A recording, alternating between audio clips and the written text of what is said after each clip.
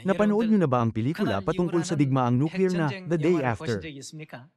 Isa itong pelikula na naglalarawan ng iba't ibang mga senaryo na maaaring mangyari pagkatapos ng araw ng pagpasabog ng isang sandatang nuclear. Napakamakatotohanan nito na imposibleng hindi matakot dahil dito.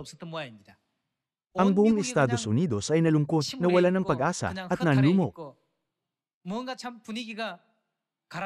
Sa panahong yun, naisip ng isang tagapagbalita na nagngangalang Ted Koppel na hindi natin dapat na hayaang mamuhay ang mga Amerikano ng ganito.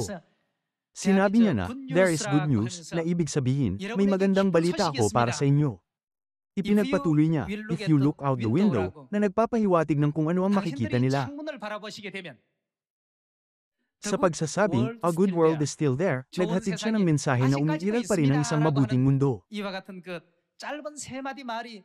Ang ilang salitang ito ay labis na nagpaantig sa mga tao sa Amerika.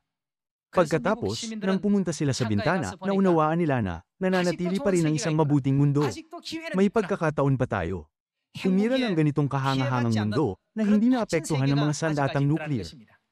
Ang ideya ng tagapagbalita ay bigyan natin ng pag-asa ang maraming tao.